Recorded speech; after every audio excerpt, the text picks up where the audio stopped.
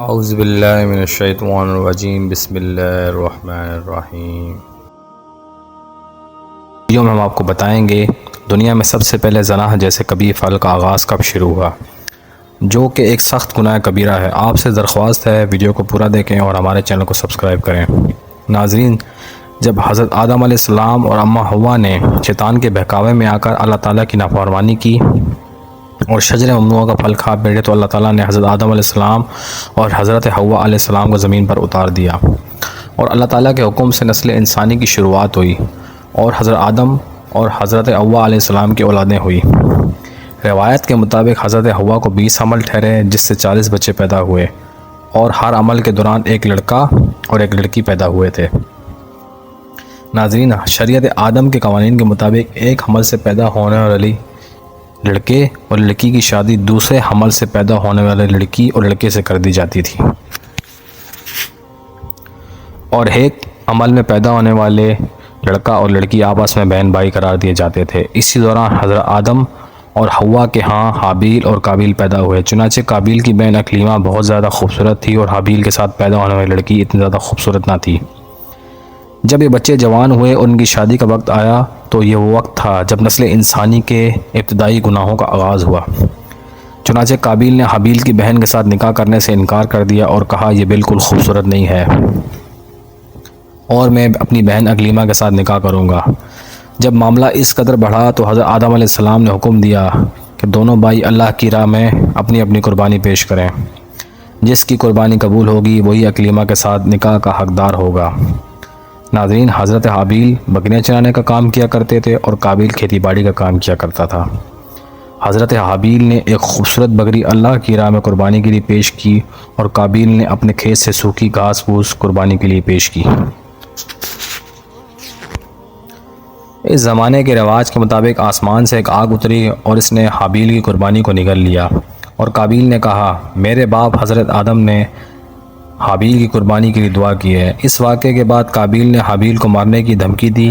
روایت میں آتا ہے کہ حابیل طاقت میں قابیل سے زیادہ تھے، لیکن آپ نے اللہ تعالیٰ کے خوف سے فرمایا اگر تو مجھے قتل کرے گا تو میں تجھ پر ہاتھ نہیں اٹھاؤں گا، میں چاہتا ہوں کہ بروز قیامت تو میرے گناہ کے ساتھ اٹھے۔ ایک دن قابیل نے غصے میں آ کر حضرت حابیل علیہ السلام کو پتھر مارا جس سے آپ کی موت واقع ہو گئی اور یہیں سے قتل انسانی کی ابتدا ہوئی۔ حضرت حابیل کو قتل کرنے کے بعد قابیل بہت پریشان ہوا اور کئی دن تک ان کی لاش کو لے کر پھرتا رہا۔ پھر اللہ تعالیٰ کے حکم سے 2 کوے آئے، ان دونوں نے جھگڑا کیا اور ایک کوے نے دوسرے کوے کو مار دیا اور زمین کھرید کر دوسرے کوے کو اس میں ڈال کر اس پر مٹی ڈال دی۔ چنانچہ قابیل نے بھی اسی طرح کیا اور حضرت حابیل علیہ السلام کو گڑھا کھود کر اس میں دفن کر دیا اور اوپر سے مٹی ڈال دی۔ اس واقعے کے بعد قابیل اپنی بہن اکلیمہ کو لے کر وہاں سے بھاگ گیا کیونکہ ابلیس مسلسل اس کو ڈراتا رہا کہ تیرا باپ تجھے قتل کر دے گا، اور قابیل اپنی بہن اکلیمہ کو لے کر دور کہیں وادیوں میں بس گیا۔ اس واقعے کے بعد حضرت آدم علیہ السلام بہت زیادہ غمگین رہنے لگے اور اللہ تعالیٰ سے دعا کرتے تھے یا اللہ مجھے وارث عطا کر۔ اسی دوران حضرت آدم علیہ السلام کو حضرت شیث علیہ السلام کی بشارت ملی، اور جب حضرت شیث علیہ السلام پیدا ہوئے تو حضرت آدم علیہ السلام نے ان کی تربیت پر خصوصی توجہ دی۔ جب حضرت شیث علیہ السلام جوان ہوئے تو حضرت آدم علیہ السلام نے اپنے بعد ان کو اپنا خلیفہ مقرر کیا اور اپنی قوم کو حکم دیا کہ وہ قابیل اور اس کی جماعت سے دور رہیں۔ یہ نصیحت فرما کر حضرت آدم علیہ السلام دنیا سے کوچ کر گئے اور اللہ تعالیٰ کے مقدس فرشتے نازل ہوئے اور انہوں نے حضرت شیث علیہ السلام کو حضرت آدم علیہ السلام کو دفن کرنے کا طریقہ بیان کیا۔ ناظرین، پھر اس کے بعد زنا کی ابتدا ہوئی۔ بنی اسرائیل کی روایت کے مطابق قابیل اور اس کے گروہ والے ایک وادی کے اندر رہا کرتے تھے۔ ایک دن شیطان ان لوگوں کے پاس ایک غلام کی صورت میں آیا اور ایک شخص کے ہاں اجرت پر کام کرنے لگا۔ تھوڑا عرصہ گزرنے کے بعد اچانک وہ غلام عجیب کام کرنے لگا۔ وہ عجیب و غریب قسم کے لباس تیار کرتا اور گانے بجانے کے آلات بنا کر دکھانے لگا۔ چنانچہ جو لوگ حق سے دور تھے وہ اور زیادہ برائیوں میں مبتلا ہونے لگے۔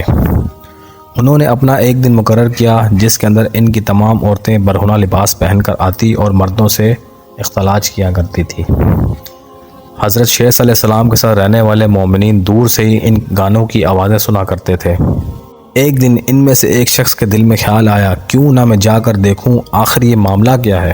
چنانچہ وہ شخص اسی دن وہاں گیا جس دن وہ زناکاریوں میں مبتلا ہوا کرتے تھے۔ وہ شخص وہاں پہنچا اور اس نے وہاں جا کر عورتوں کو دیکھا تو وہ بہت زیادہ حسین و جمیل تھی۔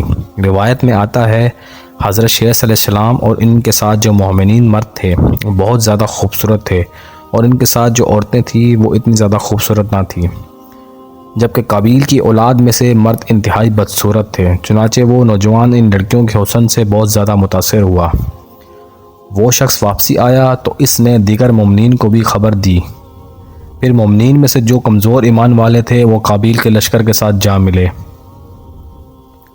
اور قابیل کی عورتوں کے فتنے میں مبتلا ہو گئے اور زناکاریوں میں مگن ہو گئے۔ اسی طرح کرتے کرتے قابیل کی جماعت کی تعداد بہت زیادہ ہو گئی اور حضرت شیس علیہ السلام کی جماعت کی تعداد تھوڑی سی رہ گئی۔ قابیل کی جماعت حضرت شیس علیہ السلام کی جماعت کے مومنین کو طرح طرح سے تنگ کیا کرتے تھے اور ان کو ستاتے تھے، لیکن اللہ تعالیٰ نے حضرت شیس علیہ السلام کی قسمت میں فتح لکھ دی تھی اور فتح حق اور سچ کی ہوئی۔ آپ سب سے گزارش ہے میرے چینل کو سبسکرائب کیجئے اور ویڈیو کو لازمی لائک کیجئے گا۔ بہت شکریہ آپ کا۔